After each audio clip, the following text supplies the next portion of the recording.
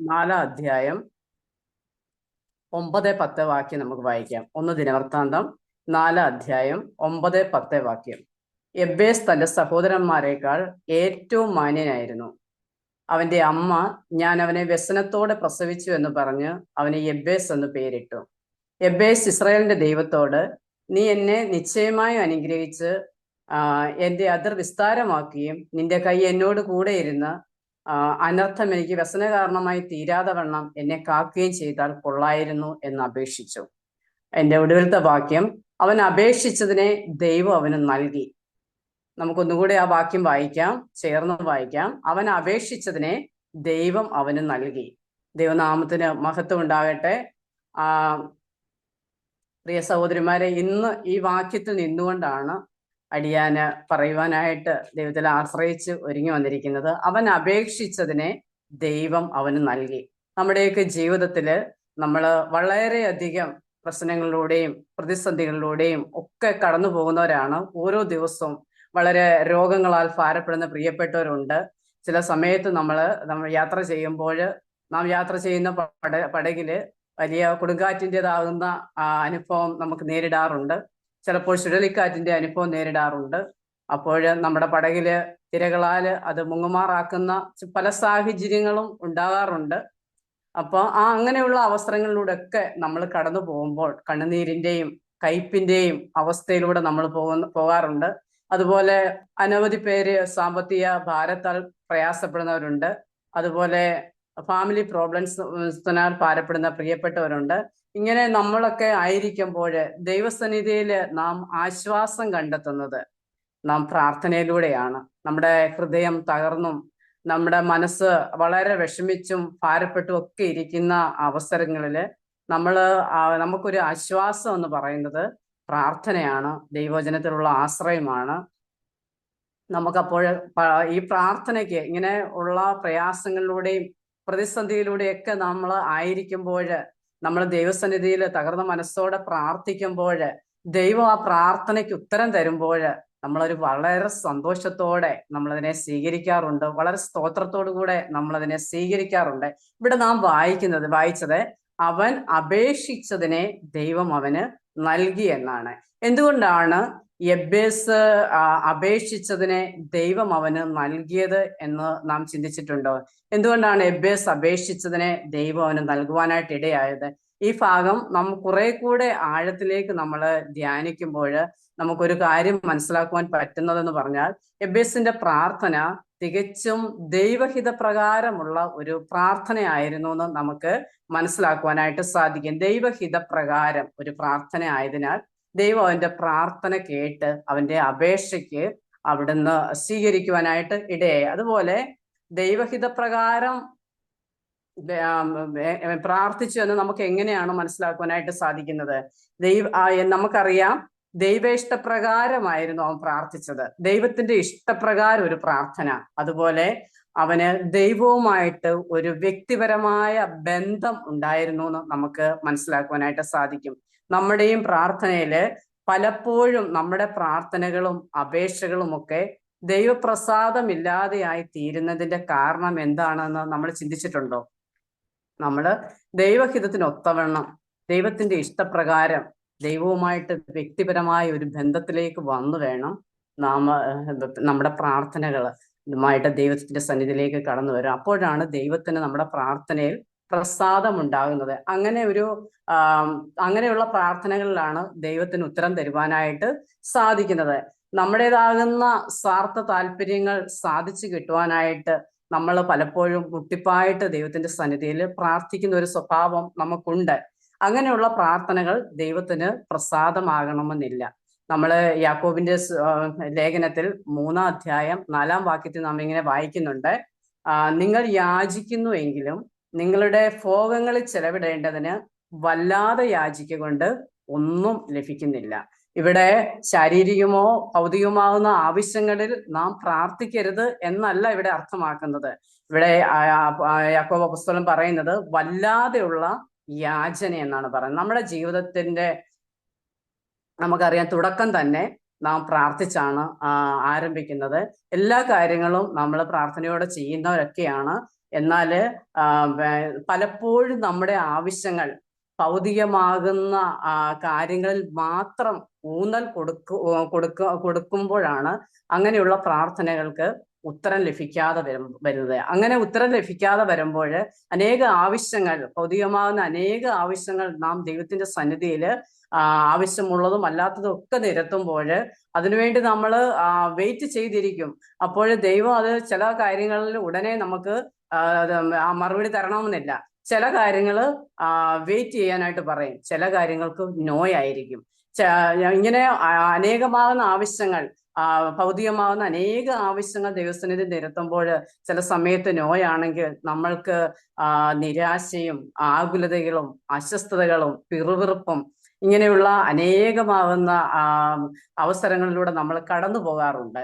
ചിലരുടെയൊക്കെ മുഖത്ത് നമ്മൾ നോക്കിയാൽ ഒരു സന്തോഷമില്ലാത്ത അനുഭവം നമുക്ക് കാണുവാനായിട്ട് സാധിക്കും. കാരണം ദൈവസന്നിധിയിൽ ഇങ്ങനെ പ്രാർത്ഥിച്ചിട്ട് നമ്മൾ എപ്പോഴും പ്രാർത്ഥനയിൽ ആഗ്രഹിക്കുന്ന ഒരു കാര്യം, നമ്മൾ പ്രതീക്ഷിക്കുന്ന രീതിയിൽ ദൈവം ഉത്തരം തരണം എന്നാണ് നമ്മൾ ആഗ്രഹിക്കുന്നത്. പക്ഷെ അങ്ങനെ അല്ലാതെ വരുമ്പോഴുള്ള അവസ്ഥ എന്ന് പറയുമ്പോൾ അതൊരു നിരാശയിലേക്കൊക്കെ കൊണ്ടുചെന്നെത്തിക്കുന്ന പ്രിയപ്പെട്ടവരുണ്ട്. എന്നാൽ ആത്മീയ ബലത്തോടെ നിൽക്കുന്ന ഒരു വിശ്വാസിക്ക് ഇങ്ങനെ വല്ലാതെ യാചിക്കുവാനായിട്ട് സാധിക്കുകയില്ല. അത് നമ്മൾ തിരുവചനം പഠിക്കുമ്പോൾ നമുക്കത് മനസ്സിലാക്കുവാനായിട്ട് സാധിക്കും. നമ്മൾ ആത്മീയമായ ബലത്തോടുകൂടെ വേണം നമ്മൾ ദൈവസന്നിധി പ്രാർത്ഥിക്കുവാനായിട്ട്. അപ്പോസ്തലനായ പൗലോസിന്റെ പ്രാർത്ഥന നമ്മൾ ശ്രദ്ധിക്കുകയാണെങ്കിൽ അത് തന്റെ കാരാഗ്രഹ ലേഖനത്തിൽ 4 പ്രാർത്ഥനകൾ കാണുന്നു. ഒന്നാമതായിട്ട് നമ്മൾ എഫേസ് ലേഖനത്തിലേക്ക് വരുമ്പോൾ, എഫേസ് ലേഖനം 1-ാം അധ്യായം 15 മുതൽ 23 വരെയുള്ള വേദഭാഗത്തില് അപ്പോസ്തലനായ പൗലോസിന്റെ ഒരു പ്രാർത്ഥന കാണുന്നു. അതുപോലെ എഫേസ് ലേഖനം 3-ാം അധ്യായം 14 മുതൽ 19 വരെയുള്ള ഭാഗത്ത് മറ്റൊരു പ്രാർത്ഥന കാണുന്നു. അതുപോലെ ഫിലിപ്പിയ ലേഖനത്തിൽ 1-ഉം കൊലോസ്യ ലേഖനത്തിൽ 1-ഉമായിട്ട് നമുക്കത് കാണുവാനായിട്ട് സാധിക്കും. ഫിലിപ്പിയ ലേഖനം 1-ാം അധ്യായം 9 മുതൽ 11 വരെയും കൊലോസ്യ ലേഖനം 1-ാം അധ്യായം 9 മുതൽ 12 വരെയുള്ള വേദഭാഗങ്ങൾ വായിക്കുമ്പോൾ ഇങ്ങനെ 4 ഭാഗത്തായിട്ട് അപ്പോസ്തലനായ പൗലോസിന്റെ പ്രാർത്ഥനകൾ രേഖപ്പെടുത്തിയിട്ടുണ്ട്. അപ്പോസ്തലനായ പൗലോസിന്റെ ഈ 4 പ്രാർത്ഥനകളും നാം ഒന്ന് ശ്രദ്ധിച്ചാൽ നമുക്ക് മനസ്സിലാക്കാൻ പറ്റുന്ന ഒരു കാര്യമെന്ന് പറയുന്നത്, വിശ്വാസികളുടെ ശാരീരികമോ ഭൗതികമോ ആയ ആവശ്യങ്ങൾക്ക് വേണ്ടിയുള്ള പ്രാർത്ഥനയെ അല്ല അപ്പോസ്തലനായ പൗലോസ് അവിടെ ചെയ്യുന്നതെന്ന് നമുക്ക് മനസ്സിലാക്കാം. പിന്നെ എന്താണ് അപ്പോസ്തലനായ പൗലോസ് പ്രാർത്ഥിച്ചത്? അവരുടെ അകത്തെ മനുഷ്യന്റെ ആത്മീയ ആവശ്യങ്ങളെ കരുതിയുള്ള ഒരു പ്രാർത്ഥനയായിരുന്നു അപ്പോസ്തലനായ പൗലോസ് ആ ലേഖനങ്ങളിലൊക്കെ പറഞ്ഞിരിക്കുന്നത്, ദൈവസന്നിധി ചെയ്തിരിക്കുന്നത്. നമ്മുടെയും ആത്മീയ ജീവിതത്തിലും വിശ്വാസ ജീവിതത്തിനും അപ്പോസ്തലനായ പൗലോസിന്റെ പ്രാർത്ഥന നമുക്ക് ഏറെ മാതൃകയാക്കാവുന്ന ഒരു കാര്യമാണ്, നമുക്ക് അനുകരിക്കാവുന്ന ഒരു കാര്യമാണ്. അത് നമ്മുടെ ആത്മീയ തുടർന്നുള്ള വിശ്വാസ ജീവിതത്തിനും ഏറെ ബലപ്പെടുവാൻ തക്കവണ്ണം പ്രചോദനം തരുന്ന ഒരു പ്രാർത്ഥനയാണ്. നമ്മുടെ അകമയുള്ള മനുഷ്യന്റെ ആവശ്യങ്ങൾ നിറവേറ്റപ്പെട്ടാൽ, നമ്മുടെ അകമയുള്ള മനുഷ്യൻ ബലപ്പെട്ടാൽ നമ്മുടെ പുറമെയുള്ള മനുഷ്യനും ശക്തിപ്പെടും എന്നുള്ളത് കൊണ്ടാണ് അപ്പോസ്തലനായ പൗലോസിന്റെ പ്രാർത്ഥന തികച്ചും ആത്മീയമായിട്ട് മാറിയിരിക്കുന്നത്. നമുക്ക് ദൈവവചനം ആ ഭാഗം വായിക്കുകയും പഠിക്കുകയും ചെയ്യുമ്പോൾ നമുക്ക് മനസ്സിലാക്കാവുന്ന കാര്യമാണ്. അതുകൊണ്ട് നമ്മുടെ പ്രാർത്ഥനകൾ നമ്മുടെ അകമയുള്ള മനുഷ്യനെ ശക്തിപ്പെടുത്തേണ്ടത് ആയിരിക്കണം. അതുപോലെ നാം പ്രാർത്ഥിക്കും മുമ്പേ നമ്മുടെ ആവശ്യങ്ങൾ ഇന്നതെന്നറിയുന്ന സ്വർഗത്തിലെ പിതാവിലുള്ള വിശ്വാസത്തോടെ തന്നെ നമ്മൾ പ്രാർത്ഥിക്കണം. ഏക മധ്യസ്ഥനാകുന്ന നമ്മുടെ കർത്താവായ യേശുക്രിസ്തുവിന്റെ നാമത്തിൽ പരിശുദ്ധാത്മാവിന്റെ സഹായത്തോടെ ദൈവമുമ്പാകെ അർപ്പിക്കുവാൻ ഇടയായി തീരട്ടെ. അങ്ങനെയെങ്കിൽ നമ്മുടെ പ്രാർത്ഥന വളരെ ഫലപ്രദവും വളരെ അനുഗ്രഹപ്രദവുമാകുന്ന രീതിയിലേക്ക് നമുക്കൊരു നല്ല പ്രാർത്ഥനാ ജീവിതം മുന്നോട്ട് നയിക്കുവാനായിട്ട് സാധിക്കുമെന്ന് ഇവിടെ ദൈവവചനം വളരെ വ്യക്തമായിട്ട് നമ്മളോട് പറയുകയാണ്. അപ്പോസ്തലനായ പൗലോസ് ഈ പ്രാർത്ഥന അർപ്പിക്കുന്നത് സ്വർഗത്തിലും ഭൂമിയിലുമുള്ള സകല കുടുംബത്തിനും പേർ വരുവാൻ കാരണമായ പിതാവിന്റെ സന്നിധിയിൽ മുട്ടുകുത്തിക്കൊണ്ടാണെന്ന് ഫിലിപ്പിയർ ലേഖനം 3-ാം അധ്യായം 14-ാം വാക്യത്തിൽ നമ്മൾ വായിക്കുന്നുണ്ട്. നാം ചിന്തിച്ചു, എബ്ബേസ് ദൈവഹിതപ്രകാരം, ദൈവത്തിന്റെ പ്രസാദപ്രകാരം ദൈവ ഇഷ്ടപ്രകാരം ദൈവമായിട്ട് വ്യക്തിപരമായിട്ടൊരു നല്ല ബന്ധം സ്ഥാപിച്ചുകൊണ്ട് പ്രാർത്ഥിച്ചു. ദൈവവുമായിട്ട് ശരിയായ ഒരു ബന്ധം എബേസിനുണ്ടായിരുന്നു. അതുകൊണ്ട് എന്ത് സംഭവിച്ചു?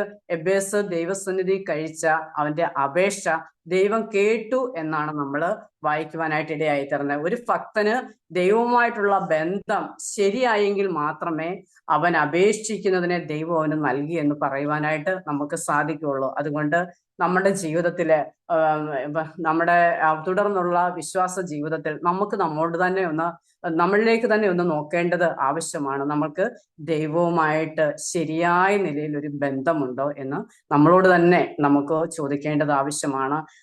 ദൈവം ആഗ്രഹിക്കുന്ന നിലയിൽ നാം ദൈവവുമായിട്ട് ഒരു നല്ലൊരു ബന്ധം നമ്മൾ സ്ഥാപിക്കേണ്ടത് ആവശ്യമാണ്. അതിന് തടസ്സമായിട്ട് നമ്മുടെ ജീവിതത്തിൽ എന്താണോ നിൽക്കുന്നത് അതിനെല്ലാം നമ്മൾ നീക്കിയിട്ട് ദൈവം ആഗ്രഹിക്കുന്ന നിലയിൽ ദൈവവുമായിട്ട് നമ്മളൊരു വ്യക്തിപരമായ ഒരു ബന്ധത്തിലേക്ക് പോകേണ്ടത് ആവശ്യമാണ്.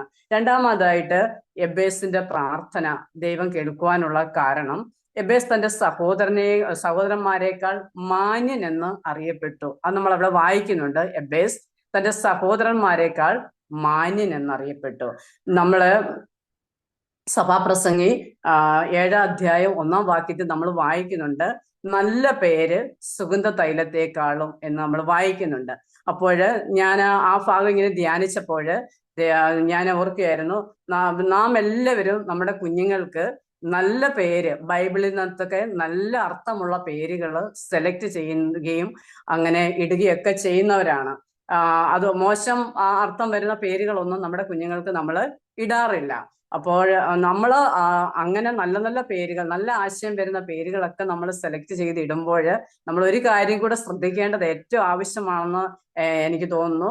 ആ ഒരു പേരിന്റെ അർത്ഥം അതനുസരിച്ച് നമ്മുടെ കുഞ്ഞുങ്ങളെ വളർത്തിയെടുക്കുവാനും അവരെ ആ ഒരു നല്ല സാക്ഷ്യമുള്ള കുഞ്ഞുങ്ങളായിട്ട് അവർ വളർന്നു വരുവാനും ഇടയാകേണ്ടത് ആവശ്യമാണ്. അപ്പൊ നല്ല പേര്, നല്ല സാക്ഷ്യം നമ്മുടെ കുഞ്ഞുങ്ങൾക്കൊക്കെ നമ്മൾ നല്ല പേര് സെലക്ട് ചെയ്യുമ്പോൾ അവർക്ക് നല്ലൊരു സാക്ഷ്യം, ആ നല്ല സാക്ഷ്യത്തിൽ അവരെ വളർത്തേണ്ടത് ആവശ്യമാണ്. അതുപോലെ അപ്പോസ്തലനായ പൗലോസ് തിമോത്തിയോസിനെ കുറിച്ചൊക്കെ നല്ല സാക്ഷ്യം പറയുന്നുണ്ട്. അതുപോലെ നമുക്ക് ഇവിടെ കാണാനായിട്ട് സാധിക്കുന്നത്, ഉൽപ്പത്തി പുസ്തകത്തിലേക്ക് നാം വരുമ്പോൾ അവിടെ നമ്മൾ കാണുന്നത് റാഹേല് തന്റെ ആ കുഞ്ഞിന് ജന്മം നൽകുന്ന സമയത്ത് അതികഠിന വേദനയിലൂടെയും പ്രയാസത്തിലൂടെയും ഒക്കെ പോയി അവള് മരിക്കുന്നതിന് മുമ്പ് തന്റെ കുഞ്ഞിന് ബെനോനി എന്ന് പേരിട്ടതായിട്ട് നമ്മൾ ഇവിടെ വായിക്കുന്നുണ്ട്. ദുഃഖത്തിന്റെ മകൻ എന്നർത്ഥം വരുന്നത്. എന്നാൽ അവന്റെ പിതാവായ യാക്കോബ് അവന്റെ പേര് ബെന്യാമിൻ എന്ന് പേരിട്ടു. എന്റെ വലങ്കയുടെ മകൻ എന്നർത്ഥം വരുന്ന ബെന്യാമിൻ എന്ന് പേരിടുവാനായിട്ട് ഇടയായി. ഇതുപോലെ 1 ശമൂവേൽ 4-ാം അധ്യായം 21-ാം വാക്യത്തിലേക്ക് വരുമ്പോഴും നാം അവിടെയും ഒരു മാതാവ്, നമ്മൾ ഫിനെഹാസിന്റെ ഭാര്യയെക്കുറിച്ച് നമ്മൾ അവിടെ വായിക്കുന്നുണ്ട്. അവളും ഇതുപോലെ തന്റെ കുഞ്ഞിന് ജന്മം നൽകി വളരെ വേദനയിലും പ്രയാസത്തിലും ഒക്കെ ആയിരുന്നു. അപ്പോൾ അവളും ദൈവസന്നിധി ചേർക്കപ്പെടുന്നതിന് മുമ്പ് മഹത്വം ഇസ്രായേലിൽ നിന്നും പോയി എന്ന് പറഞ്ഞ് തന്റെ കുഞ്ഞിന് ഈഖബേദ് എന്ന് പേരിടുന്നത് നമ്മൾ അവിടെ വായിക്കുന്നുണ്ട്. അപ്പോൾ ഇവിടെ എബേസിന്റെ ജനനത്തെ കുറിച്ച് നമ്മൾ പഠിക്കുകയാണെങ്കിൽ അവന്റെ ജനനം അവന്റെ അമ്മയ്ക്ക് നമ്മളവിടെ വായിക്കുന്നുണ്ട് വളരെ വ്യസനത്തോടുകൂടെ ആയിരുന്നു എന്നാണ് നാം അവിടെ വായിക്കുന്നത്. വളരെ വ്യസനത്തോടുകൂടെ അവന്റെ അമ്മ, അവളുടെ വ്യസനത്തിന്റെ കാരണം എന്താണെന്നോ ഏത് സാഹചര്യത്തിലൂടെയാണ് ആ പ്രിയപ്പെട്ടവൾ കടന്നുപോയത് എന്നോ അവൾ എന്തുകൊണ്ടാണ് ഇത്രയും വൈഷമ്യത്തിലൂടെ കടന്നുപോയത് എന്നോ ഒന്നും അവിടെ ഒരു കാരണവും പറയുന്നില്ല. ഒന്നു മാത്രം പറയുന്നുണ്ട്, അവൾ വ്യസനത്തിലാണ് തന്റെ മകന് ജന്മം നൽകിയതെന്ന് അവിടെ പറയുന്നുണ്ട്. എന്നാൽ അവന്റെ അമ്മ അവന് പേരിട്ടത് നമുക്ക് അവിടെ വായിക്കാനായിട്ട് സാധിക്കും. വേദന എന്നർത്ഥം വരുന്ന എബേസ് എന്നായിരുന്നു അവന്റെ അമ്മ അവന് പേരിട്ടത്. അവന്റെ അമ്മ അവന് വേദനയും ദുഃഖവും, വേദന അവിടെ അടയാളപ്പെടുത്തി കൊടുക്കുകയായിരുന്നു. ആ ഒരു ലേബലിലാണ് എബേസ് തന്റെ ബാല്യകാലവും യൗവനവും എല്ലാം കഴിച്ചു കൂട്ടിയതെന്ന് നമുക്ക് അറിയാനായിട്ട് സാധിക്കും. ഈ പേരിന് ഒരു പക്ഷേ എബേസ് തന്റെ കൂട്ടുകാരുടെ ഇടയിലും തന്റെ ഭവനത്തിലും തന്റെ സഹോദരന്മാരുടെ ഇടയിലും ഒക്കെ വളരെ പ്രയാസത്തില്, വളരെ പരിഹാസത്തിലും ഒക്കെ ഒരു പക്ഷെങ്കിൽ ജീവിച്ചിരിക്കാം. എന്നാൽ അവന്റെ അമ്മ അവനെ പരിചയപ്പെടുത്തിയത് വേദന എന്നുള്ള അർത്ഥത്തിലുള്ള പേര് കൊണ്ട് തന്നെയാണ് അടയാളപ്പെടുത്തിയത്. കർത്താവ് അവന്റെ അമ്മ അങ്ങനെ ഒരു പേരിനാൽ പ്രിയമകനെ പരിചയപ്പെടുത്തിയെങ്കിലും, അങ്ങനെ ഒരു പേര് പ്രിയമകൻ ഇട്ടു എങ്കിലും കർത്താവ് തന്നെ വ്യത്യസ്തമായി അറിയുന്നുവെന്ന് യബ്ബേസിന് നല്ല ബോധ്യമുണ്ടായിരുന്നു. കാരണം തന്റെ സഹോദരന്മാരെക്കാൾ ഉന്നതമായ ഒരു പദവിയിലേക്ക്, ഉന്നതവും ശ്രേഷ്ഠവുമായ ഒരു പദവിയിലേക്ക് വരുവാൻ തടസ്സമായ അനേക സാഹചര്യങ്ങൾ ഉണ്ടായിരുന്നു. എന്നാൽ ആ സാഹചര്യങ്ങളെ എല്ലാം അതിജീവിച്ച് ദൈവം അവനെ ഏറ്റവും ശ്രേഷ്ഠവും മാന്യമായ ഒരു പദവിയിലേക്ക് കൊണ്ടുവന്നതായിട്ട് നമുക്കവിടെ വായിക്കുവാനായിട്ട് സാധിക്കും. പക്ഷെ അവന്റെ ജീവിതത്തില് തടസ്സങ്ങൾ അല്ലെങ്കിൽ കഷ്ടങ്ങൾ അല്ലെങ്കിൽ വേദനകളൊക്കെ ഉണ്ടായിരുന്നെങ്കിലും അവനെ അതൊന്നും തളർത്തിയില്ല. നമുക്ക് കാണുവാനായിട്ട് സാധിക്കും. അവനെ അതൊന്നും തളർത്തിയില്ല ദൈവത്തോട് അടുക്കുവാൻ. യബ്ബേസ് ഉള്ള ഒരു പ്രാധാന്യം എന്ന് പറഞ്ഞാൽ അവൻ പ്രാർത്ഥിക്കുന്നവൻ ആയിരുന്നു. അവന് യബ്ബേസ് ദൈവത്തോട് അടുത്ത് ജീവിച്ചവനായിരുന്നു. അത് മാത്രമല്ല, ദൈവം, നമ്മൾ നേരത്തെ ചിന്തിച്ചു, ദൈവവുമായിട്ട് അവന് നല്ലൊരു ബന്ധമുണ്ടായിരുന്നു. ആ ബന്ധത്തിന്റെ അടിസ്ഥാനത്തിൽ അവന് ഒരു ലക്ഷ്യമുണ്ടായിരുന്നു. എന്തായിരുന്നു ആ ലക്ഷ്യം? തന്റെ സഹോദരന്മാരെക്കാൾ ഒക്കെ മാന്യമായിട്ട് ജീവിക്കണം എന്നൊരു ലക്ഷ്യം. അത് ഒരു മത്സര മനോഭാവമല്ല നമ്മൾ അവിടെ കാണുന്നത്.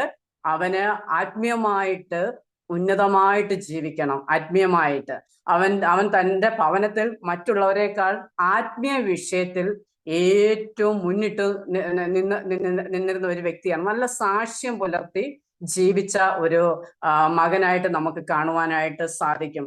നമ്മളും ഇതുപോലെ നല്ല സാക്ഷ്യം, നമ്മളൊക്കെ സഭയിലൊക്കെ 2-3 മണിക്കൂറാണ് നമ്മൾ ഇരിക്കുന്നത്. ആ സമയത്തൊക്കെ നമുക്ക് നല്ല മാന്യമായിട്ട് ഇരിക്കുവാനായിട്ടൊക്കെ സാധിക്കും.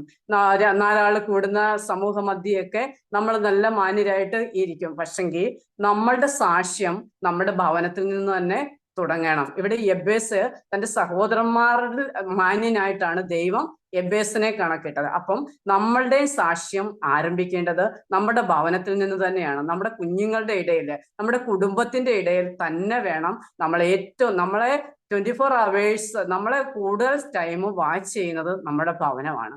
അപ്പൊ നമ്മുടെ ഭവനത്തിനകത്ത് നമുക്ക് ഏറ്റവും സാക്ഷ്യമുള്ളവരായിട്ട്, സഹോദരിമാരാകുന്ന നമുക്ക് കുഞ്ഞുങ്ങളുടെ ഇടയിലും ഒക്കെ ഏറ്റവും സാക്ഷ്യമുള്ളവരായിട്ട് ജീവിക്കേണ്ടത് ആവശ്യമാണ്. അതുപോലെ നമ്മുടെ ചുറ്റുവട്ടമുള്ളിടത്തും നമ്മളെക്കുറിച്ച് അന്വേഷിക്കുമ്പോൾ നമ്മൾ നല്ല സാക്ഷ്യം പുലർത്തുന്നവരായിരിക്കണം. അങ്ങനെ ആത്മീയമായിട്ട് നമ്മൾ ഉന്നത നിലവാരത്തിൽ, നമ്മൾ ബൈബിളൊക്കെ എടുത്തുകൊണ്ട് മറ്റുള്ളവർക്ക് സുവിശേഷം പറയാനൊക്കെ പോകുമ്പോൾ നമ്മുടെ അയൽവക്കത്തുള്ളവർ, നമ്മുടെ തൊട്ട അയൽവക്കത്തുള്ളവർ നമ്മളെക്കുറിച്ച് സാക്ഷ്യം പറയണം. നമ്മളെ മാന്യം എണ്ണണം അവര്. കാരണം അവര് പറയണോ, ആ ബൈബിൾ എടുത്ത് ആ പ്രാർത്ഥനയ്ക്ക് പോകാനോ ഓരോ വീടാന്തരം കയറി സുവിശേഷം പറയാനൊക്കെ സാക്ഷ്യമുള്ളവളാണ്, ആ സാക്ഷ്യമുള്ള സഹോദരിയാണെന്ന്. നമ്മുടെ ഭവനത്തിൽ ആദ്യ സാക്ഷി വേണം. നമ്മുടെ ഭവനത്തിന് ചുറ്റുവട്ടമുള്ളിടത്ത് അങ്ങനെ ഒരു സാക്ഷ്യം വേണം. അങ്ങനെ ഒരു സാക്ഷ്യമായിട്ട് വേണം നമ്മുടെ സഭയിൽ നാം ആയിരിക്കുവാൻ. അങ്ങനെയൊക്കെ ആയിരിക്കുമ്പോൾ നമ്മുടെ സഭ നമ്മളാൽ അനുഗ്രഹിക്കപ്പെടുവാൻ ഇടയാകും. നമ്മുടെ ദേശം നമ്മളാൽ അനുഗ്രഹിക്കപ്പെടുവാൻ ഇടയാകും. അതുകൊണ്ട് യബ്ബേസിന് ആ മാന്യത ലഭിച്ചത് തന്റെ ഭവനത്തിൽ, തന്റെ സഹോദരന്മാരുടെ ഇടയിൽ തന്നെ യബ്ബേസ് മറ്റുള്ളവരെക്കാൾ മാന്യമായി ജീവിച്ചു എന്ന് നാം അവിടെ വായിക്കുന്നത്. അതുകൊണ്ട് യബ്ബേസിന് നല്ലൊരു സാക്ഷ്യം ഉണ്ടായിരുന്നു. അത് അവന്റെ ലക്ഷ്യമായിരുന്നു. ആത്മീയമായും നല്ല ജീവിത സാക്ഷ്യത്തിനായും ഉടമയായിട്ട് മുന്നോട്ട് ജീവിക്കുവാനായിട്ട് യബ്ബേസിന് സാധിച്ചു. നമ്മുടെ ജീവിതത്തിലും അത് നമുക്ക് മാതൃകയാക്കാം. യബ്ബേസിന്റെ അമ്മ അവനെ വേദന എന്ന പേരിൽ അവനെ പരിചയപ്പെടുത്തിയെങ്കിലും സ്വർഗത്തിലെ ദൈവം അവന് നൽകിയ പേര് ഏറ്റവും ശ്രേഷ്ഠവും മാന്യവുമായ ഒരു പേരായിരുന്നു എന്ന് നമ്മൾ അവിടെ പഠിക്കുമ്പോൾ നമ്മൾക്കത് മനസ്സിലാക്കും. തന്റെ സഹോദരന്മാരെക്കാൾ ശ്രേഷ്ഠമായ ഒരു പേര് അവന് ദൈവം നൽകി. മാന്യൻ എന്ന പേര് ദൈവം അവനെ വിളിക്കുവാനായിട്ട് ഇടയായി. അപ്പൊ നമ്മളുടെ ജീവിതത്തിലേക്ക് നമ്മൾ നോക്കിയാല് ഈ വിശ്വാസത്തിലേക്കൊക്കെ വരുന്നതിന് മുമ്പ് നമ്മൾക്കും ഒരു പേരുണ്ടായിരുന്നു. ആ പേര് നമുക്ക് എല്ലാവർക്കും അറിയാം, നമ്മള് പാപികളായിരുന്നു. എന്നാല് സ്വർഗത്തിലെ ദൈവം നമ്മളെ വിളിച്ച് വേർതിരിച്ചു തന്റെ പൊന്നോമന പുത്രനെ നമ്മൾക്ക് വേണ്ടി ആ കാൽവരി ക്രൂശിൽ തകർത്ത് തന്റെ ആ ചങ്കല രക്തത്താല് നമ്മളെ വിലയ്ക്ക് മേടിച്ച് നമ്മൾക്കും ആ ദൈവത്തിന്റെ മകൻ ആ എന്നുള്ള ഒരു വലിയ പേര് അജീവ പുസ്തകത്തിൽ നമ്മുടെയും പേര് കാണുവാൻ തക്കവണ്ണമുള്ള ഒരു ഭാഗ്യകരമായ പദവിയിലേക്ക് സ്വർഗത്തിലെ ദൈവം നമ്മളെയും കൊണ്ടുവന്നതോർത്ത് നമുക്ക് ദൈവത്തെ സ്തുതിക്കാം, സ്തോത്രം ചെയ്യാം. ഇവിടെ യബ്ബേസ് ദൈവത്തെ പ്രസാദിപ്പിച്ച് ജീവിച്ചു, ദൈവ ഇഷ്ടപ്രകാരം ജീവിച്ചു, നല്ല സാക്ഷ്യമുള്ളവനായി തന്റെ ഭവനത്തിൽ ജീവിച്ചു. അതുപോലെ യബ്ബേസിന്റെ പ്രാർത്ഥന ദൈവം കേൾക്കുവാനുണ്ടായ മറ്റൊരു കാര്യം എന്ന് പറയുന്നത് അവന്റെ പ്രാർത്ഥന ഒരു നമ്മളൊക്കെ എപ്പോഴും ജൽപ്പനം ചെയ്യുന്ന പോലെ ഒരു ഭൗമികമാകുന്ന കാര്യങ്ങൾക്ക് മാത്രമായിരുന്നില്ല എന്ന് നമ്മൾ ആ വചനം പഠിക്കുമ്പോൾ നമുക്ക് മനസ്സിലാക്കുവാനായിട്ട് സാധിക്കും. ആത്മീയമായ അനുഗ്രഹത്തിന് വേണ്ടിയുള്ള ഒരു പ്രാർത്ഥനയായിരുന്നു യബ്ബേസ് ചെയ്തിരുന്നത് എന്ന് നമുക്ക് മനസ്സിലാക്കുവാനായിട്ട് സാധിക്കും. അത് നമുക്ക് മനസ്സിലാക്കുവാനായിട്ട് സാധിക്കുന്നത് എൻ്റെ അതിർ വിസ്താരമാക്കി തരയണമെന്ന് അവൻ അപേക്ഷിച്ചു ദൈവത്തോട്. അതിർ വിസ്താരമാക്കണം എന്നുള്ള ഒരു പ്രാർത്ഥന. പ്രിയ സഹോദരിമാരെ, ഞാൻ ഇത് ധ്യാനിച്ചപ്പോൾ ഞാൻ ഓർക്കുമായിരുന്നു, നമ്മുടെ വസ്തുവിന്റെ അതിരോ നമ്മുടെ ഭവനത്തോട് ചുറ്റുവട്ടം ഇരിക്കുന്ന അതിരോ ഒന്നും വിസ്താരമാക്കണമെന്നല്ല യബ്ബേസ് പ്രാർത്ഥിച്ചത്. യബ്ബേസിന്റെ പ്രാർത്ഥനയുടെ ലക്ഷ്യം എന്ന് പറയുന്നത് സുവിശേഷത്തിന്റെ അതിർ വിസ്താരമാക്കണം എന്നായിരുന്നു എന്നുള്ളത് ഓർത്ത് നമുക്ക് ദൈവത്തെ സ്തുതിക്കാം. നമുക്കിപ്പോഴുള്ള യാതൊരു വിധമാകുന്ന പരിമിതിയുടെ ആ അതിരുകളോ ഒന്നും വിസ്താരമാക്കണമെന്നല്ല. ദൈവവചനപ്രകാരം നാം ജീവിക്കുമ്പോൾ വിശ്വാസികളായ നമ്മെ കർത്താവ് ചില ഉത്തരവാദിത്തങ്ങൾ നമ്മെ ഏൽപ്പിച്ചിട്ടുണ്ട്. ആ ഉത്തരവാദിത്തങ്ങളില് ഏറ്റവും ഇമ്പോർട്ടൻ്റ് ആയിട്ടുള്ള ഒരു കാര്യമാണ് നമ്മുടെ സഭയുടെ അതിര് വിസ്താരമാക്കേണ്ടതിന് വേണ്ടി നാം ഓരോരുത്തരും പ്രാർത്ഥിക്കുക എന്നുള്ള ഉത്തരവാദിത്വം നമ്മെ ഏൽപ്പിച്ചിട്ടുണ്ട്. നമ്മുടെ ദേശം സുവിശേഷവൽക്കരിക്കപ്പെടുവാൻ, നമ്മുടെ ദേശത്തിന്റെ അതിരുകൾ സുവിശേഷത്തിന് വേണ്ടി വിസ്താരമാക്കി തരാനായിട്ട് നമുക്ക് ദൈവത്തോട് പ്രാർത്ഥിക്കേണ്ടത് ആവശ്യമാണ്. അതുപോലെ അനേകർ രക്ഷിക്കപ്പെട്ട് സുവിശേഷം കേട്ട് അനേകർ രക്ഷിക്കപ്പെട്ട് മുമ്പോട്ട് വരുമ്പോൾ നമ്മുടെ സഭയുടെ അതിരുകൾ അങ്ങനെ വിസ്താരമാകുവാനായിട്ട് ഇടയാകും. അനേക പാപികളെ നേടുവാൻ, സ്വർഗത്തിന്റെ ഓഹരിക്കാരാക്കി തീർക്കുവാനും ഒക്കെ ദൈവം ഭൂമിയിലാക്കി വെച്ചിരിക്കുന്നത് നമ്മളെ ഓരോരുത്തരെ ആണെന്നുള്ള ആ വലിയൊരു ദൗത്യം, വലിയൊരു ഉത്തരവാദിത്വം നമ്മളെ ദൈവം ഏൽപ്പിച്ചിട്ടുണ്ട്. അതുപോലെ സുവിശേഷ വേലയുടെ അതിരുകൾ വിസ്താരമാകാനായിട്ട് നമുക്ക് പ്രാർത്ഥിക്കാം.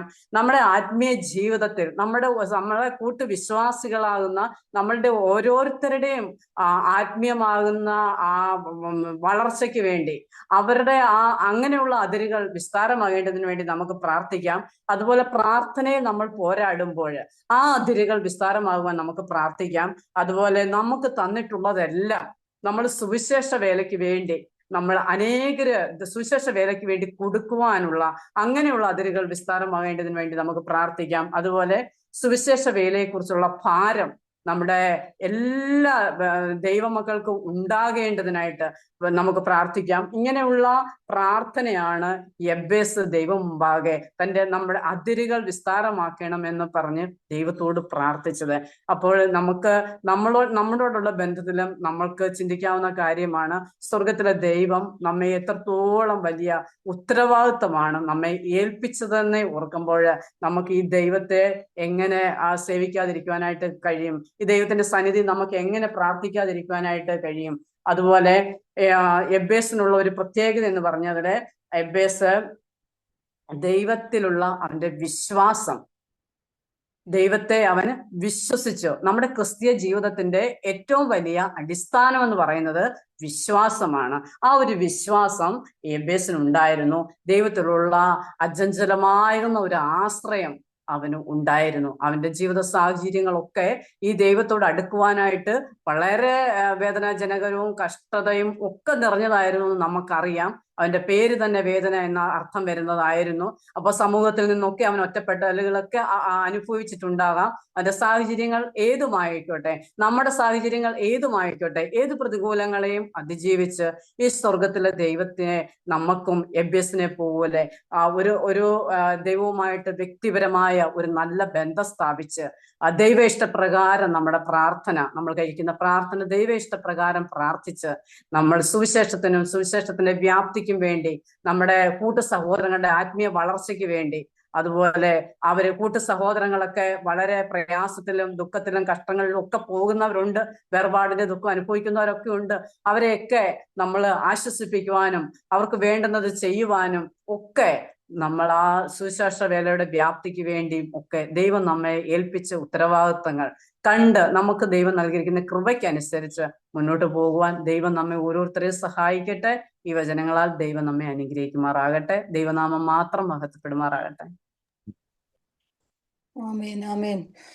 അനുഗ്രഹിക്കപ്പെട്ട ദൂത് നമുക്ക് കേൾക്കുവാൻ ദൈവം ഇടയാക്കി. ദൈവം നന്ദി പറയുന്നു. സിസ്റ്ററിനെ ദൈവം ധാരാളം അനുഗ്രഹിക്കട്ടെ. എബേസിന്റെ ജീവിതം